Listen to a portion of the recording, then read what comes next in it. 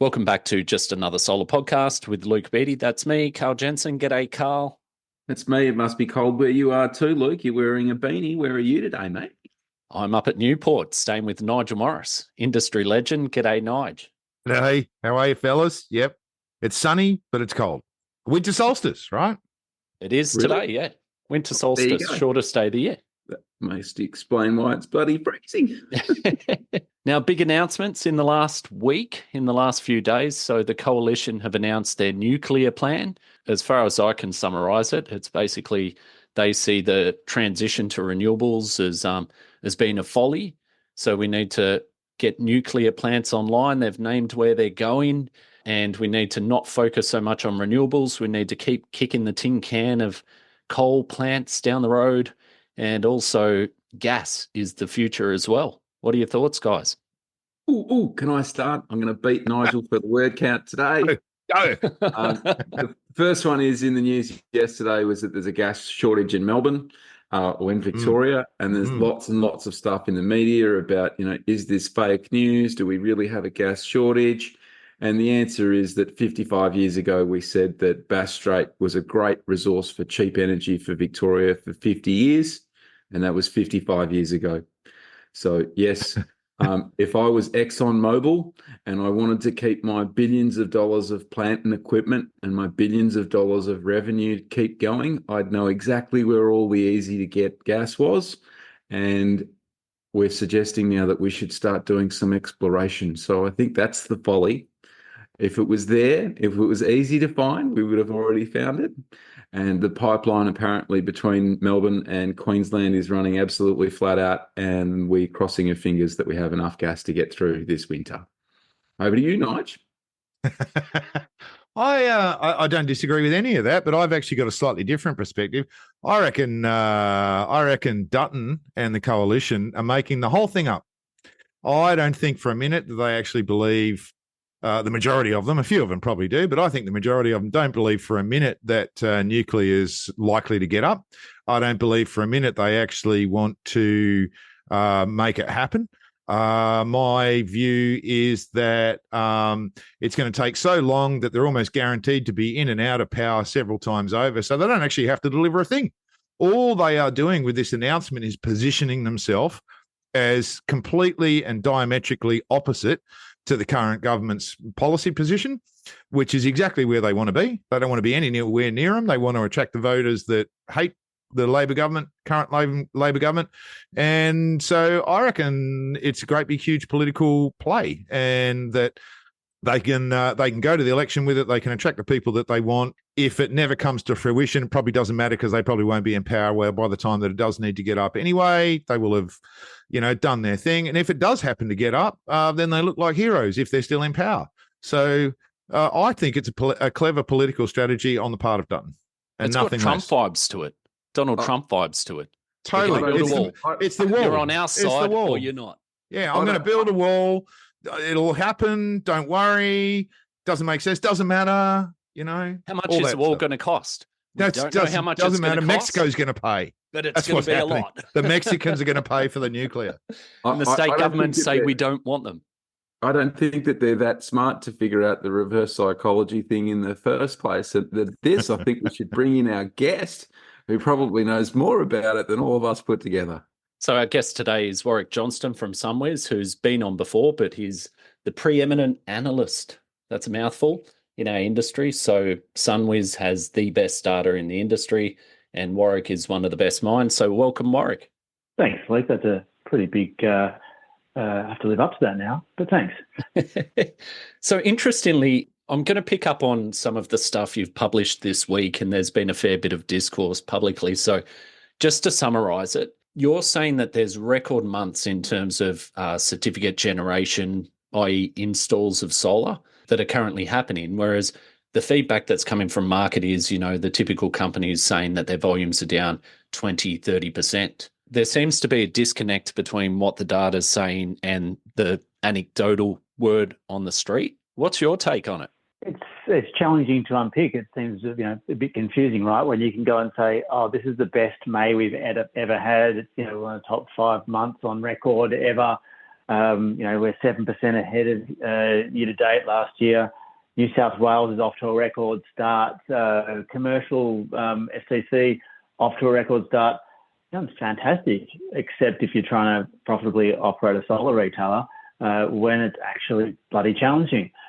And people have thrown up different ideas to me of why this could be. Some people say, oh, maybe it's, everyone's doing lots of commercial, but residential's not doing so well. And I ran through this in a article that got published from my subscribers first, and then on One Step Off the Grid. Residential's 6% ahead. Customer numbers were at the same number of customers that have installed in this year as they installed the same time last year. This isn't just a big carryover from 2023 installations that got registered this year. It isn't, and I could go on. When do I pause for breath and questions? So, Warwick, I saw your post the other day and put a couple of comments up on this, and I know you published some stuff online recently. The challenge here is unpicking the difference between what the overall market volume is doing and what the vibe is on the street of people saying they're bleeding to death. So tell us, what's going on in your view? Well, for a long time, people have been working harder for the same amount of money.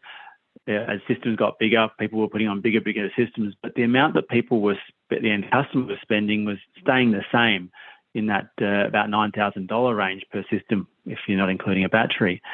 And what we've seen is that recently, as prices were falling, the dollar per kilowatt, people were putting in bigger systems, but they were also putting in lower grade equipment, cheaper equipment.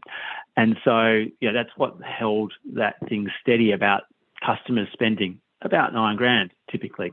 And what we've seen happen just in the last quarter, actually Q1 and persisting into Q2, is that the arse has fallen out of it. People are spending, $8,000 and even starting to spend even less, on average. And we're even starting to see people go and buy smaller systems again for the first time in a long time. And to me, this reeks of the solar retailers and installers desperate to make a sale, whatever they can. It reeks of customers looking, not thinking, I'm going to get an EV in, 2 or 3 years' time. Well, that horizon might have been pushed out because they can't think how they could afford one. And they're looking at, feed-in tariffs going down and just going like, no, just get me out of my short-term pain. And so one of the big factors that retailers will be experiencing right now is even when they get a sale, it's not giving them the revenue that they used to have. Their old ways of trying to get a competitive advantage were call around a lot of wholesalers and try to get it cheaper. But the cost of panels and inverters is so low now, they're less than 50% of the cost of a system. That doesn't give you a competitive advantage anymore. So it's now down to who can do things most efficiently or who can reduce overheads.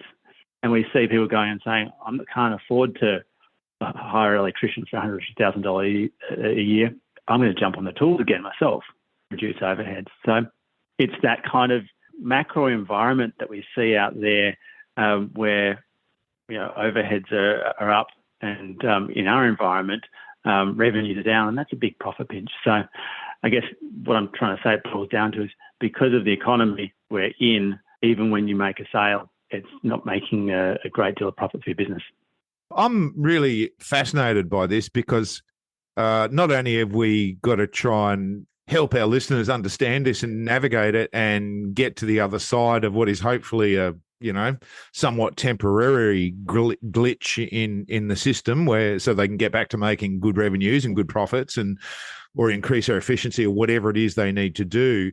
But the other part of this that I wondered about, and I know, Warwick, there are people out there, I just wanted to say, there are people out there who publish data about what's going on in the industry, and there are people out there who know what that data means. And it's so good to have you on the show because you have this deeper level of insight. And I just want to encourage people to, really support guys like Warwick who spend all their time nerding out like crazy over those numbers.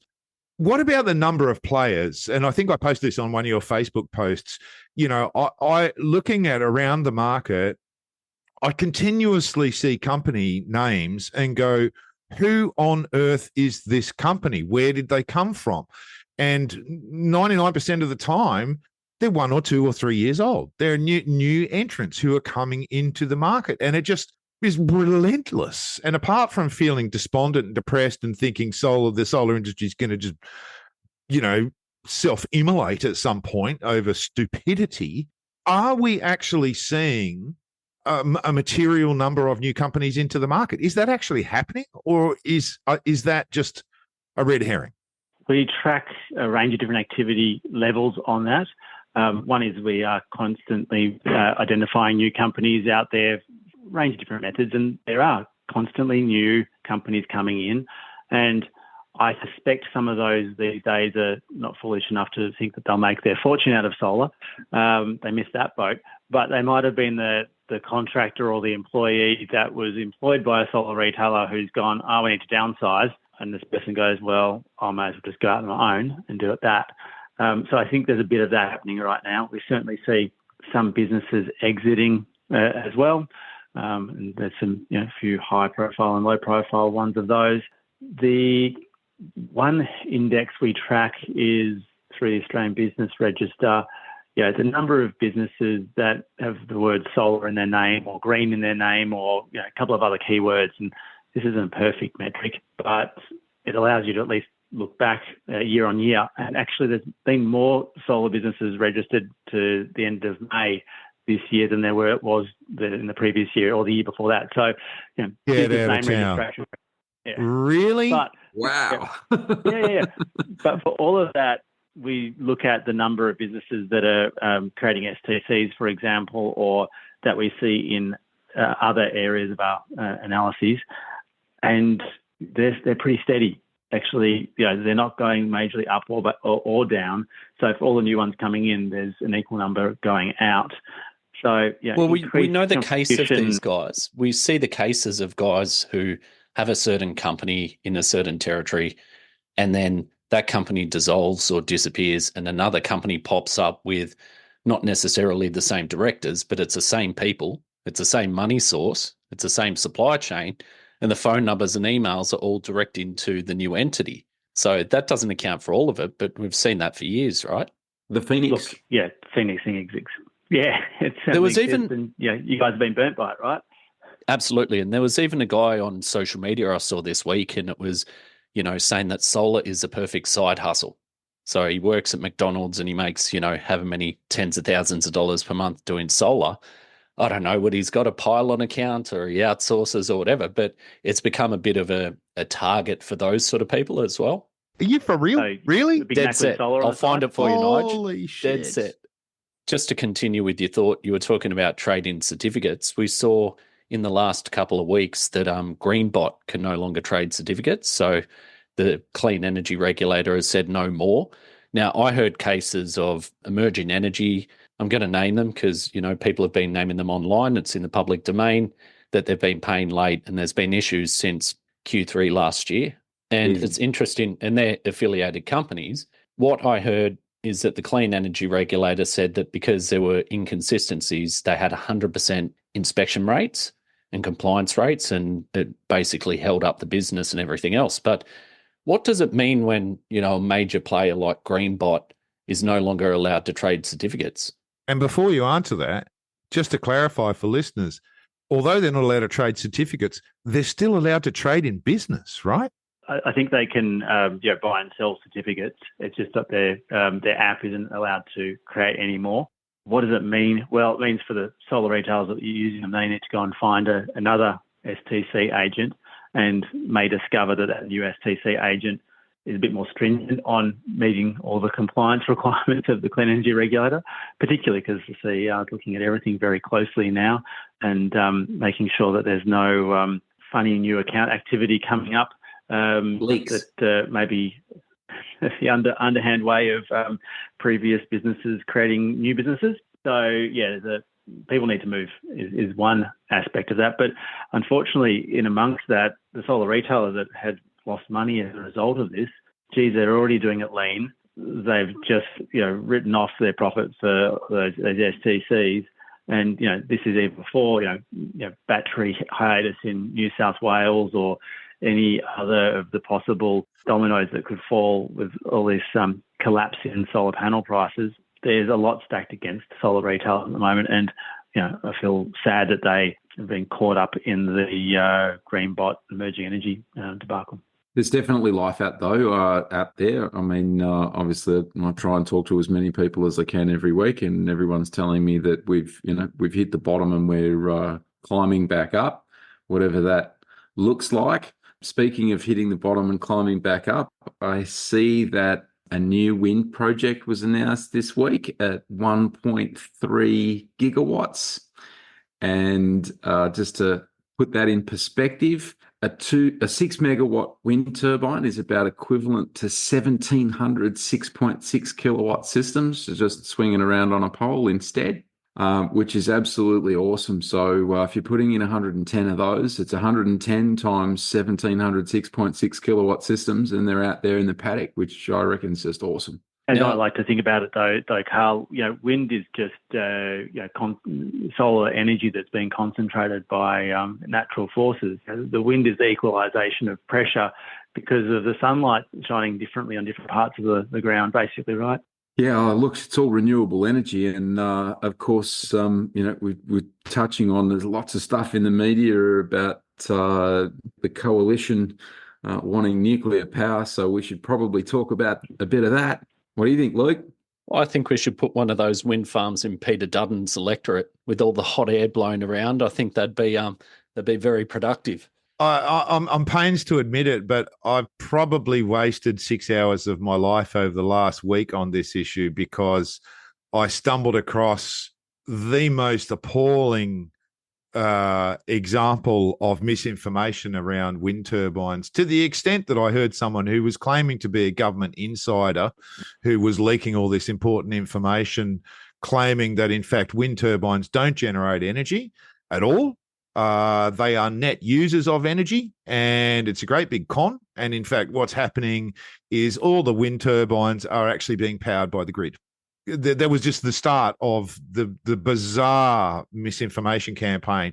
And I went down the rabbit warren for 6 hours of chasing people around the internet and commenting and trying to deliver a reasonable fact-based argument. And of course, it was completely fruitless. And they pointed me to Nigel Farage videos and climate skeptic videos and all sorts of other garbage. But it is mind-blowing to me that there are people out there who don't understand the basic physics of this stuff.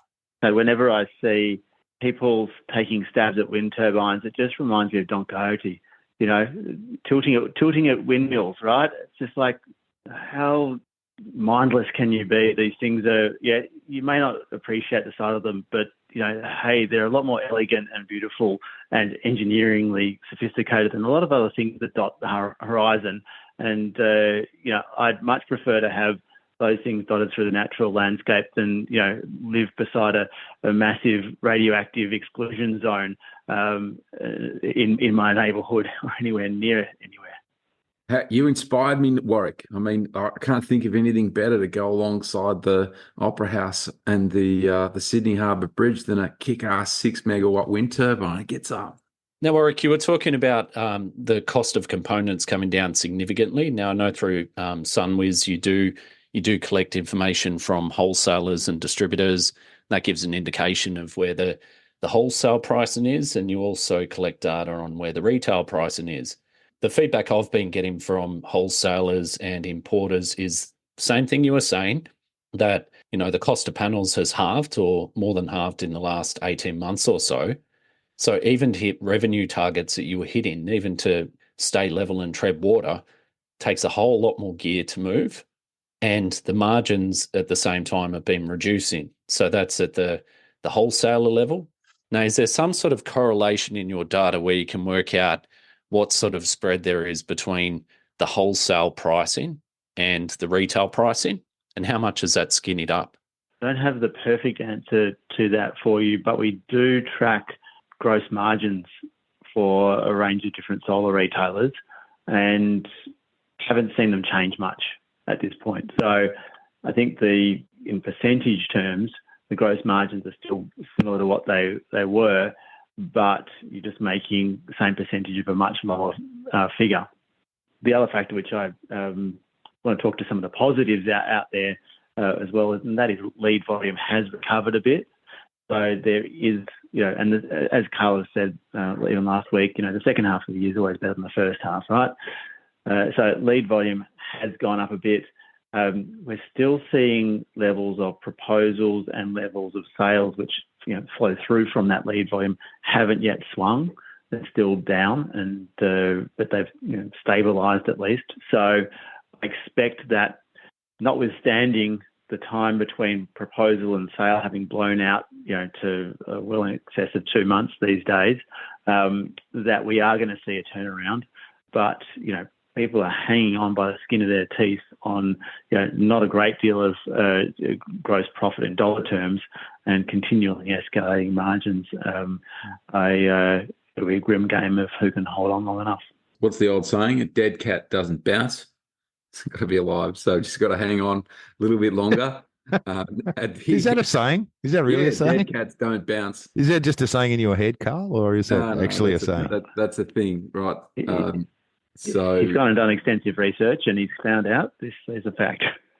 Yeah, so I'm curious that I would have thought that the commercial space would go completely crazy, not only with the reduction in the cost of panels, which has always been a major barrier in that space, but similarly, the new version of 4777, when that comes out and all of a sudden we don't need protection gear under a couple of 100 kilowatts, you'd think that would, if it was my business, I'd be out there busting my ass to get out those 200 kilowatt quotes that don't have $5,000, $6,000, $7,000 worth of hardware and stuff in the way that I've got to build.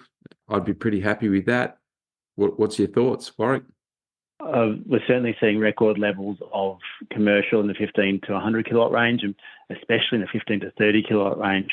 And a friend of mine runs a organic grocery store, and he showed me a solar proposal. Admittedly, the price for this 18 kilowatt system was in that 60 cent per watt range. I was like, oh my God, that's absurdly low. His payback was 2.5 years. That's incredible, right? And I asked him, do you own the building? He says, no, I've got a 5 plus 5 year option. I'm going like, well, if something's paying for itself in 2.5 years, you're going to be there for 5 years, and it makes a heap of sense. So I think we've started to see that problem addressed of the split incentive for leaseholders. It's like, this thing's so cheap that it'll pay for itself within your lease. Go and do it. Do we want to get into more of the nuclear debate? No, I don't reckon. I got more questions for Warwick. We should talk to the dealers about what's going on. I just think a lot of the listeners are probably hearing this in the market, and of course, it's one of the things that people use to discredit renewables as a whole. So renewables don't work. We need nuclear, and therefore, why are we bothering going down this path of unreliable renewables in the first place? We should just can that and get on to building nuclear. So what do you think about that, Nigel? Well, like I said, I think the whole thing's a fucking giant political red herring. It's not real. It's the Mexican War. I don't think it's real. I just think it's a whole fucking political schmozzle. And the reality is that, they announced today that they're going to spend 2 years starting to consult with communities about these, whilst at the same time acknowledging that they're not going to listen to them if they don't want it there. Which just was hilarious. What was that saying about the state governments? So a few of the state governments came out and said that we have legislation that it'd have to be overturned. Can they do it through the Constitution? There's bans in place. Yeah. So we're not even confident or not happy that you're going to be able to do that. And what did Dutton say about that? Dutton came out and said, I've never seen a politician who didn't run at a bucket of money. So clearly their strategy is consult with the community for 2 years, at which time we'll add another, 5, 6, 8 gigawatts of solar and wind, if not more, right? And just during the consultation phase, then they'll ignore everyone who they consulted with. And then if they do get to the point where they go, well, we still want it to go ahead, then they're going to bribe all the premiers in the States. They're just going to throw money at them until they say yes. So that's the nuclear debate in a snapshot. That's it. Good job. Love it. Really good responses in the media. So John Grimes did a really good job. So he's been built in the media all around the place, from totally ABC to Thanks, Sky John. News, and advocating. So thanks, John, for doing that. And there's others, you know, the Wayne Smiths and all these sort of guys in the world doing that. But one of the other interesting figures that came out was Twiggy Forrest. So Andrew Forrest, the head of Fortescue, came out and basically said this is going to be terrible for industry, because let's say hypothetically we can get nuclear up in 10 to 15 years. We're talking about 2030 targets that are legislated. We're talking about international agreements that we're signatories to, that we've got to meet these targets. If not, there are penalties in place. From 2026, the EU is going to apply border tariffs to products that haven't accounted for the carbon in their production. So the global market is already saying that we need to do this. So we can't pause that for 10 to 15 years while we get nuclear happening. The transition is happening. Pandora's box is open, and it's going to impact on our export industries. It's going to have an enormous impact if we can't account for the carbon. If we don't have clean generation, we don't have mechanisms to account for that, then it's going to really impact on big business as well. Awesome. Hey, while we're talking about the Mexican wall, does anyone want to take a bet that Donald Trump's going to win this election? I'll put a cut and a piss on it that he does. And it'll provide another 4 years of crazy media entertainment for us. I'm not taking that bet, sadly, Karl. I'm not taking that bet. I think you're right. Just think of the crazy shit that he's going to do. To follow up on Luke's comment, though, I did read that the coalition is proposing to cap renewable energy. Now, that's more of a concern for me than, however, the red herring that they might do in trying to get elected with a nuclear policy. And look, let me say, I'm not opposed per se to nuclear. I think it's if you've already got a nuclear industry, then climate emergency might mean that it's worth doing something with your existing nuclear technology.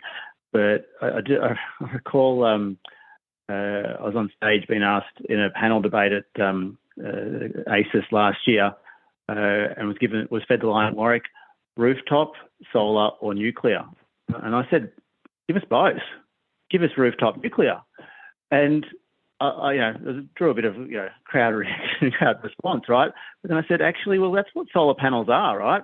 We've got a great big nuclear reactor. It's called the sun. It's conveniently located, light minutes away from where it can do any real harm. And let's crack on and make it happen. And lo and behold, the coalition party makes that their premise of energy. We're going to have rooftop and nuclear. So you're to blame, basically, for this whole kerfuffle. Yeah, good one. My main argument against it. My main argument against it is I can't fit a nuclear reactor on my roof, and therefore that means that someone's got to get paid to generate it, someone's got to get paid to distribute it, and ultimately for an end user, there's no getting past it. That has to be more expensive than sunshine falling on their roof. I use a ton of energy. I'm averaging 58 kilowatt hours a day currently in Victoria. It's cold. I've got 2 electric cars. And ultimately, I look at that and I say it's absolutely terrible. But then I look at the generation and I'm averaging 35. So I'm only short 20. That's not terrible. And therefore, if everybody did the same, those wind turbines that we talked about, they'd fill in the gaps, at least for the most part. And obviously, the other thing the coalition's talking about is using gas as peaker plants, whereas people like Elon Musk have said, well, peaker plants are low-hanging fruit because those guys make an absolute fortune for the small amount of energy that they chip in with peak times.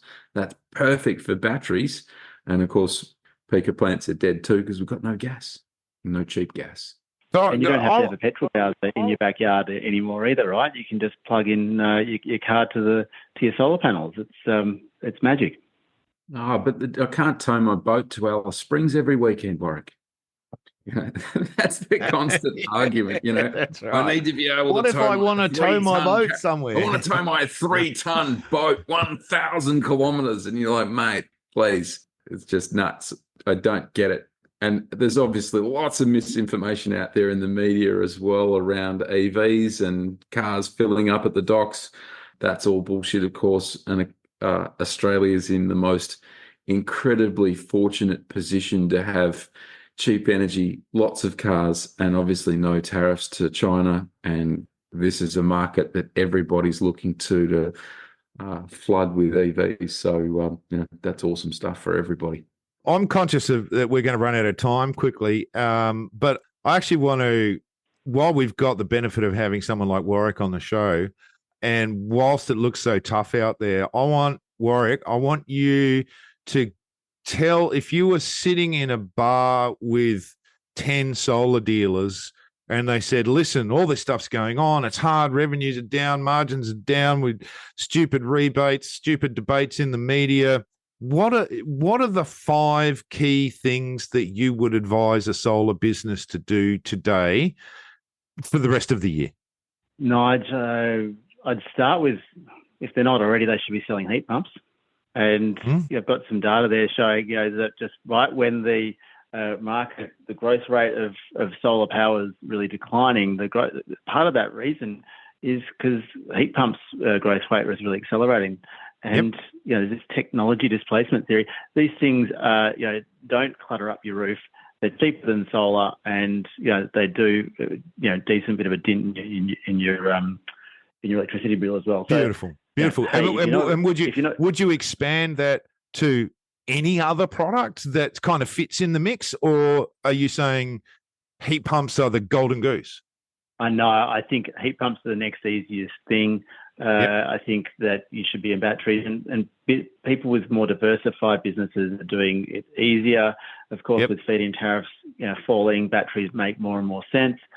But I think we've really viewed ourselves as we install a technology rather than we're solving a problem here. And the problem still exists, that people need cheap electricity available to them when they want it. And now we've got more than one technology that can do that, but actually they don't have to fight against each other. They can work with each other. And we see this, that if businesses can evolve from I'm a technology installer to I'm a solution provider, then all of a sudden you're not able to go and say, I compare your 6.6 to your 6.6 on price and price alone. But, you're delivering a holistic service, multi-shot sales options, upgrade pathways, but also, ecosystem benefits. These things all work together nicely. And all of a sudden, what I'm selling you, and, this is, perhaps the promise of a business like Solar Analytics Catch, is that you're going to be always having lowest possible cost energy supplied to you in every moment. And we know that you'll need your car charged this much on this date, and we'll get it there. Same thing with your hot water, just so long as it's available when I want it and it's low cost. I believe that dream, and I totally subscribe to it for obvious reasons. And I think there's a ton of value adds, there's a ton of diversity. But if you're a business under pressure, and I don't think there is a single solar business not under pressure right now, if you're a business under pressure, you're fighting against this wave of companies saying, listen, mate, I can knock your energy bill down by 75% by just supplying you with this really, really cheap solar system that'll pay for itself in 2 years. You're confronted with that versus a heat pump, value-added, better service, premium, whatever. How do the premium guys, how do you cut through that? Karl's excited. Come on, Karl. I'm waving my hand. Tell me. I'm waving my hand. So ultimately, if I put in a 13 kilowatt solar system, the economics doesn't stack up on its own, in that it won't save me enough money, and I'm still paying for it with money out of my pocket each week. If I add a heat pump, that's no longer the case. If I take away my gas heating, then it's absolutely no longer the case. And if I can tack my electric car on there, then I'm printing money instead. So doing the full electrification thing absolutely makes a difference, and it makes that larger solar system really start working for you, that it can't if you're only using 11 kilowatt hours a day to run your laptop and your modem. You've got to have the demand there. What do you think, Warwick? I'm out of ideas, guys. I mean, it's not easy, right? Well, I think one of the solutions is really to look at, okay, how can I trim my overheads here? And I think there's a big opportunity that exists from automation. I think, and that's a structural opportunity. I think it won't be too long before AI is in there as well. Improving your operations and making things more efficient. But there's also you cut yourself to the bone wherever you can, and that's not pleasant to do. But sometimes it's what's necessary to ride through. I think we should keep doing what we've always done best, which is keep doing our best every day and keep differentiating ourselves from our competitors by selling good quality products. At the end of the day, if I make 30 points of margin on something that costs $100, I make $30. If I make 30 points of margin on something that costs $1,000, I make $300. So it still makes sense to have that conversation with the customer and do your absolute best to sell quality gear. And at the end of the day, that's the differentiator. If all of the competition's selling rubbish and you're selling something that's decent, then I think that you've got an opportunity to set yourself apart and still remain a viable business. Now, before we wrap up, we're just going to whip around and get some last comments. Nige? What a week. I can only say that I'm really encouraged by the whole nuclear Mexico fence debacle, because I think it's going to encourage those people who want to go solar to just go solar. And while they're having their stupid debate and consulting on people that aren't going to be listened to and bribing premiers, the solar industry is going to keep on getting on. So, we'll get a couple of years down the track and just show them what we're made of. Go on. And now, Karl? Well, like Nigel, I'm pretty impressed with that 1.3 gigawatt, 110 6 megawatt wind turbines project being approved, started, whatever. They're talking 2025, they'll be generating electricity. In 2026, they'll be finished. They're talking $3 billion for that. And comparison with the nuclear debate, Henley C in the UK, $90 billion for 3.6 gigawatts. So we could put in 30 of those wind turbine farms at the same money. And at 30 of them, there's enough energy for 30 million homes. So based on similar sort of numbers as them. So 30% capacity factor, et cetera, et cetera. So we can do it with wind. And as for these people that don't like wind turbines, I reckon they look great. And Warwick Johnston from Sunwiz, thanks again for coming on, and it's always good to hear from you. Any last comments before we wrap up? Look, I just love that you guys are running this podcast. I think it's fantastic. It was hard to follow on from Glenn Morris last week. We got some great people coming through, and good to give the opportunity of the voicing what is going on out there in the industry and what everyone's saying. Thanks, mate, and hope to catch up again soon. And thanks to you for listening to the episodes and for sharing and for liking us on socials. Then we'll catch you next episode. Cheers.